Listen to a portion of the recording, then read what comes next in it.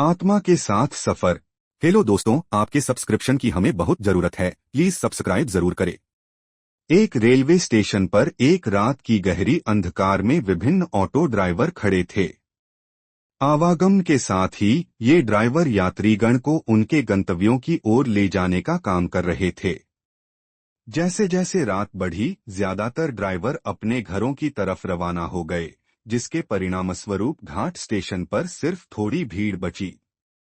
इसी दौरान एक ऑटो ड्राइवर विजय ने भी अपनी आवागमन की तैयारी की।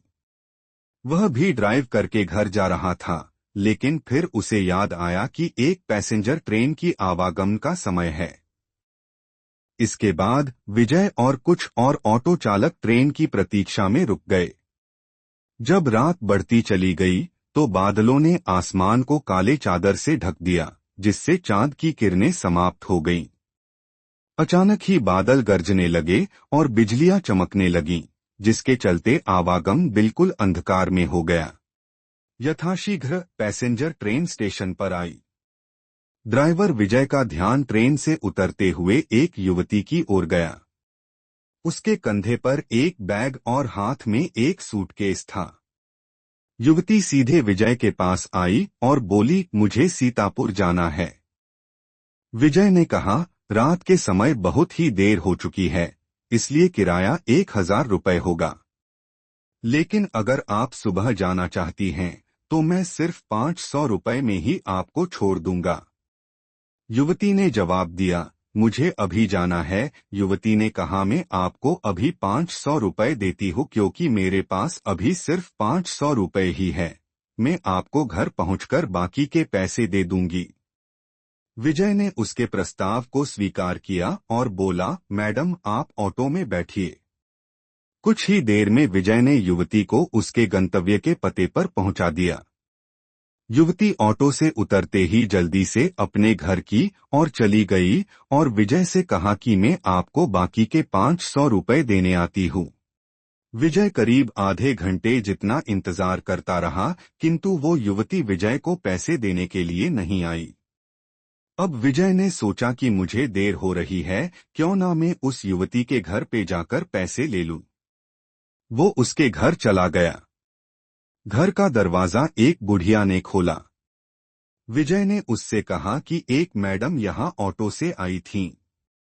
उन्हें मुझे मेरे 500 रुपये देने हैं, वो अब तक पैसे लेकर बाहर नहीं आई। बुढ़िया ने हैरानी से पूछा, कौन मैडम?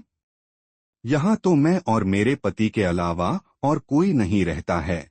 हाँ, मेरी बेटी पहले रहती थी, लेकिन वो 3 सालों से यहाँ नहीं रह रही है।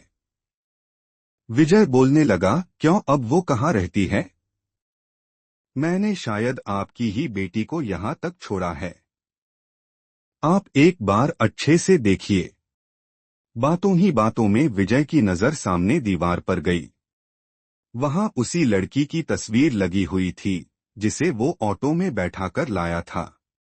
विजय ने बुढ़िया से पूछा, वो दीवार पर जिसकी तस्वीर लगी है, वो आपकी बेटी है?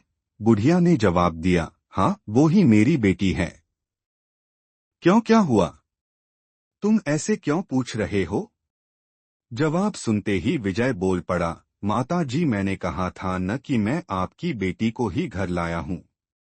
यही मेरे साथ ऑटो में बैठकर आई थीं। आप अब जल्दी से मेरे पैसे दे दीजिए। देखिए, सुबह भी हो गई है। मैं कब से यही खड़ा हूँ। बुढ़िया ने दुखी मन से कहा, बेटा, ऐसा नहीं हो सकता। हाँ, ये मेरी बेटी है, लेकिन 3 साल पहले ये ट्रेन के नीचे आकर मर चुकी है। इसे तुम कैसे घर ला सकते हो? ये सुनते ही विजय के होश उड़ गए। वो तेजी से वहां से भागा। जैसे ही वो ऑटो के पास पहुंचा, तो देखा कि उसकी सीट में 500 रुपये रखे हुए थे। उसने वो पैसे भगवान के सामने रखे और मंत्र का जाप करते हुए आगे की ओर बढ़ गया।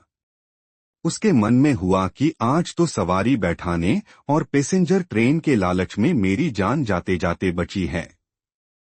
उस दिन से विजय ने रात को ऑटो चलाना ही बंद कर दिया। वो सिर्फ दिन के समय सवारी लाता व ले जाता और रात को घर में आराम से सोता है। Please like, share and subscribe.